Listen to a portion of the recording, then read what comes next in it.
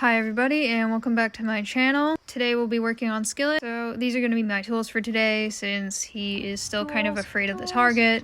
So this video might be a little bit of an update post as well on his whole training situation. So for anybody unfamiliar with Skillet, Skillet is a 4-year-old draft cross gelding that I picked up for training. And him and his brother Shrimp, you can see in the background, they are both unhandled. So right now the goal is to just get them handled, get their feet done, get any health crises addressed. Not that they have any that we are aware of, but my goal with Skillet is ultimately to start him with positive reinforcement and to eventually rehome him into a rewards-based program or home or whatever that suits his needs.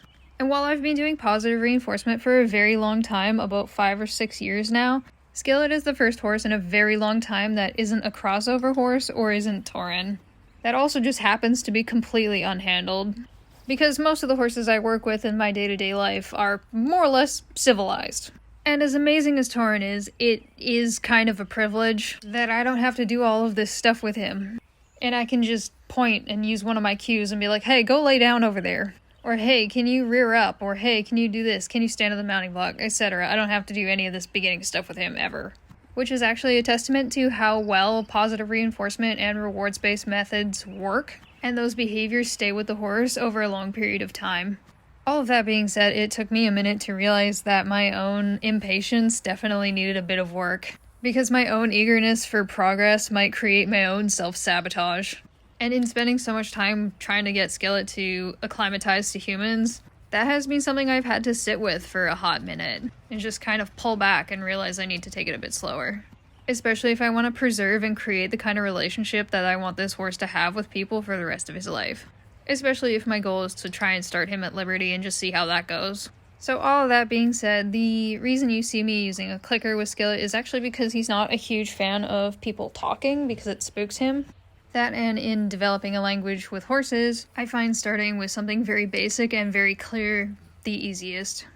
Especially for horses that have never experienced clicker training before. And I want to differentiate between a negative reinforcement cue and a clicker trained cue, or my bridge signal for when the reinforcement is coming. Right now my goal is to get Skillet to learn how to be comfortable approaching humans and touching new objects and just being close.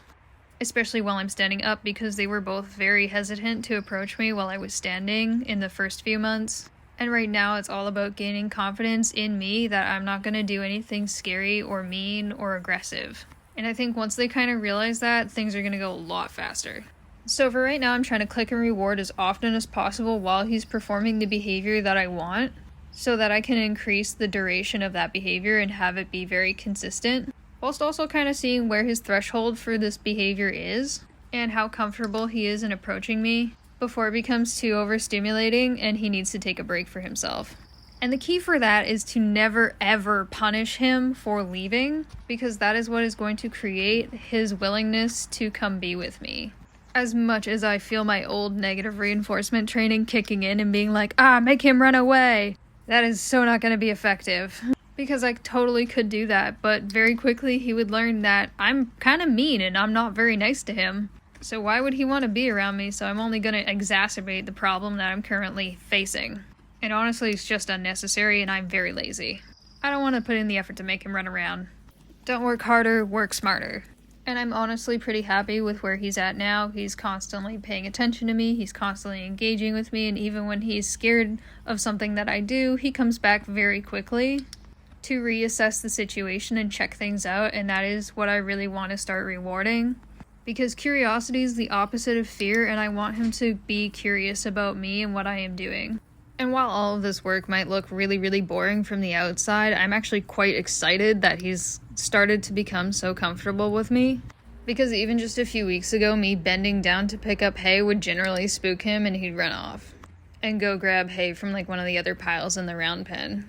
So right now, him being so comfortable is also a result of me not freaking out every time that he spooks at something, and just keeping my energy low and keeping my reactions low, so that he can kind of learn that I'm not really concerned about anything, which will help him build confidence in me because I'm comfortable and quiet, so he can be comfortable and quiet with me. Because by me being reactive to his spooking or his discomfort is definitely going to reinforce the idea that he should be afraid, because I'm also afraid and I'm reactive and I'm explosive in his eyes. Even if that reaction is just me being like, ah, he's spooked. So for right now, a lot of our work is just this boring, quiet, getting used to each other kind of thing.